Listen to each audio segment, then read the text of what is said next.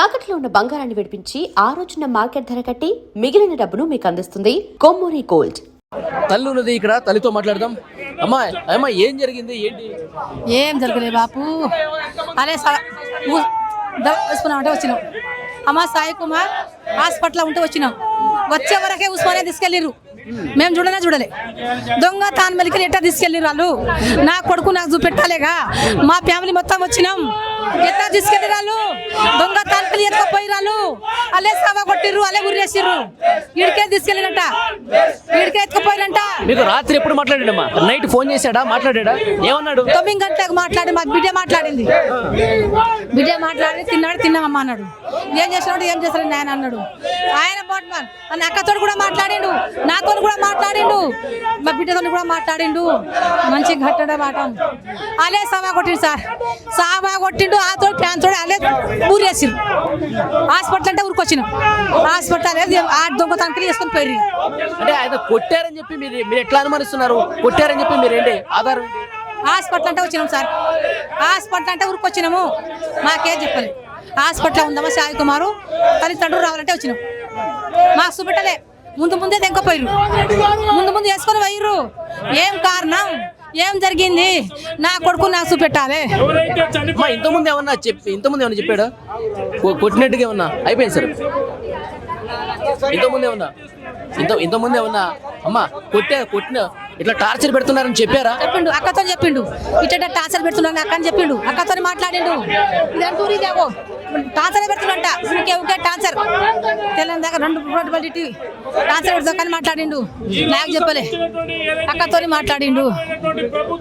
Okay, అది తల్లి చెప్తా ఉంది చాలా స్పష్టంగా. అబ్బాయిని అయితే చాలా టార్చర్కి గురి చేసి టార్చర్ పెట్టేసి చంపేశారని చెప్పేసి వాళ్ళందరూ కూడా ఆరోపణలు చేస్తూ ఉన్నారు.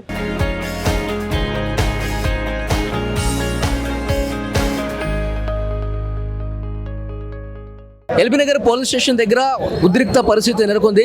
పోలీస్ స్టేషన్లోనే కానిస్టేబుల్ సాయి కుమార్ ఆత్మహత్య చేసుకోవడంతో ఆయన కుటుంబ సభ్యులు అలాగే గిరిజన సంఘాలన్నీ కూడా పెద్ద ఎత్తున ఆందోళన చేస్తున్నాయి. వీళ్ళు ఒకటే బలమైనటువంటి అనుమానం వ్యక్తం చేస్తూ ఉన్నారు. కానిస్టేబుల్ ఆత్మహత్య చేసుకోవట్లేదు, ఆయన్ని చంపేశారు. ఆయన్ని చాలా దారుణంగా, ఎందుకంటే రక్తపు మరకలు కనిపిస్తూ ఉన్నాయి. ఆ మృతదేహం మేము వచ్చేసరికి మా దగ్గరకు ఉంచకుండా డైరెక్ట్గా ఆ పోస్ట్ మార్టానికి తరలించేశారు, హాస్పిటల్కి తరలించేశారు అని చెప్పేసి వీళ్ళందరూ కూడా ఆరోపణలు చేస్తున్నారు. కుటుంబ సభ్యులు ఇక్కడ ఉదయం నుంచి కూడా కూర్చొని ఆందోళన చేస్తున్నారు. వాళ్ళ తల్లి అలాగే కుటుంబ సభ్యులు మిగతా గిరిజన సంఘాలన్నీ కూడా సాయి కుమార్కు న్యాయం జరగాలి, సీఎం మీద మాకు అనుమానం ఉంది, అతనే ఈ విధంగా టార్చర్ పెట్టి కొట్టి ఉరేసి పెద్ద డ్రామా చేస్తున్నారని చెప్పి వీళ్ళందరూ కూడా ఆందోళన చేస్తున్నారు. ఇక్కడ కూర్చొని పెద్ద ఎత్తున ఆందోళన కూడా చేస్తున్నటువంటి పరిస్థితి కనిపిస్తుంది. గిరిజన సంఘాల నేతలందరూ కూడా ఆందోళనలు చేస్తూ ఉన్నారు. పోలీసులు దీనికి సమాధానం చెప్పాలి. ఇక్కడికి ఏసీపీ కానీ డీసీపీ కానీ ఎవరైనటువంటి ఉన్నతాధికారులు ఇక్కడికి వచ్చి సమాధానం చెప్పాల్సిందే అంటూ వీళ్ళందరూ కూడా ఆందోళన చేస్తున్నటువంటి పరిస్థితి ఉంది. సో ఎందుకంటే చాలా రోజుల నుంచి వాళ్ళ ఫ్యామిలీ మెంబర్స్తో ఫోన్లో కూడా చెప్తా ఉన్నాడంట. వాళ్ళ తల్లి చెప్తుంది, మిగతా కుటుంబ సభ్యులు కూడా చెప్తా ఉన్నారు. మానసికంగా వేధింపులకు గురి చేసి చాలా టార్చర్ పెట్టి ఈ విధంగా మా అబ్బాయిని చంపేశారని చెప్పి వాళ్ళు ఆందోళన చేస్తూ ఉన్నారు.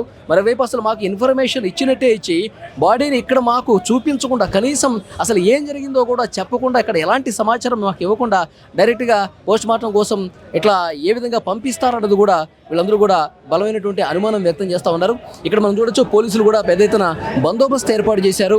సో వీళ్ళందరినీ కూడా బయటికి పంపించడానికి ఆల్రెడీ పోలీసులు ప్రయత్నం చేస్తున్నట్టుగా కనిపిస్తుంది. పోలీసుల బందోబస్తు మధ్య ఎల్బీనగర్ పోలీస్ స్టేషన్ ప్రస్తుతం కనిపిస్తోంది. అయితే ఇక్కడ కుటుంబ సభ్యులు కానీ గిరిజన సంఘాల నేతలు కానీ ఒకటి చెప్తున్నారు, మేము అసలు ఇక్కడి నుంచి కదిలేదు లేదు, మేము అసలు ఇక్కడి నుంచి ఉన్నతాధికారులు వచ్చి మాకు సమాధానం చెప్పే వరకు మాకు ఇక్కడ ఉన్నటువంటి సీఏ మీద మాకు అనుమానం ఉంది, అతనే మానసికంగా మమ్మల్ని వేధింపులకు గురి చేశాడు, ఇక్కడే మా అబ్బాయి చాలాసార్లు కూడా ఈ టార్చర్ పెడుతున్నటువంటి పరిస్థితిని మాకు చెప్పాడు, కాబట్టి అతన్ని సస్పెండ్ చేయాలి. ఇక్కడ ఉన్నటువంటి సీఏని, మా అబ్బాయిని ఎవరైతే టార్చర్ పెట్టారో వాళ్ళందరినీ కూడా సస్పెండ్ చేయాలి.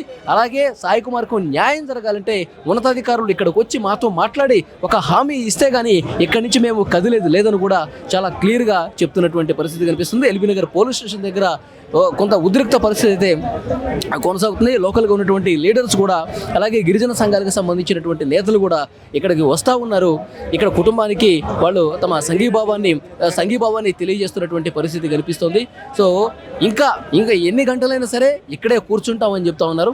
అయితే ఇక్కడ ఉన్నటువంటి ఫ్యామిలీ మెంబర్స్ మమ్మల్ని ఒక్కసారి లోపలికి పోనివ్వండి, ఏసీపీ రెస్ట్ రూమ్లో ఎక్కడైతే ఉరి వేసుకున్నాడో మీరు ఉరి వేసుకుని చనిపోయాడని చెప్పేసి అంటా ఉన్నారు కదా, ఒక్కసారి అక్కడికి తీసుకెళ్ళండి, ఆ రూమ్ మేము చూస్తాము, అక్కడ పరిశీలిస్తాము, అక్కడ ఏమైనా రక్తపు మరకలు ఉన్నాయా అనేది ఒకసారి మాకు చాలా అనుమానం ఉంది, మేము అక్కడ ఒకసారి వెళ్ళి చూడాలని చెప్పేసి కుటుంబ సభ్యులు అడిగితే కూడా లోపలికి పంపించినటువంటి పరిస్థితి అయితే కనిపిస్తుంది.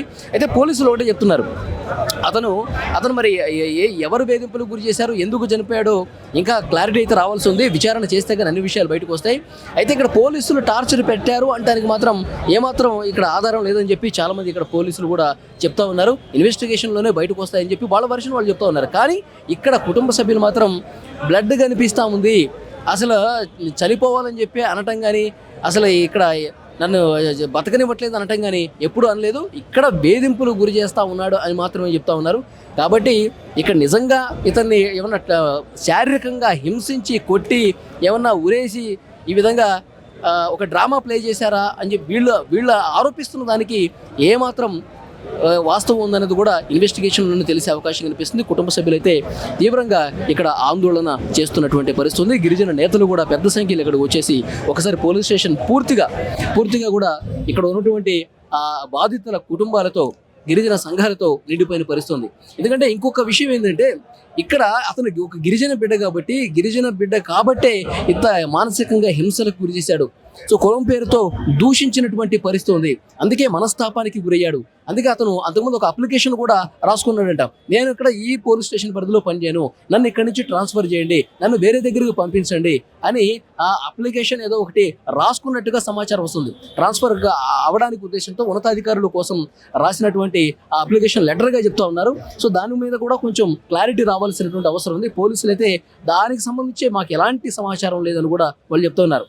సో కొంత బాధాకరమైన విషయం ఏంటంటే కుటుంబ సభ్యులు ఇంకా ఆందోళన చేస్తాను ఉన్నారు. పోలీస్ స్టేషన్ దగ్గర బైఠాయించి తమ ధర్నా అనేది కొనసాగిస్తున్నటువంటి పరిస్థితి ఉంది.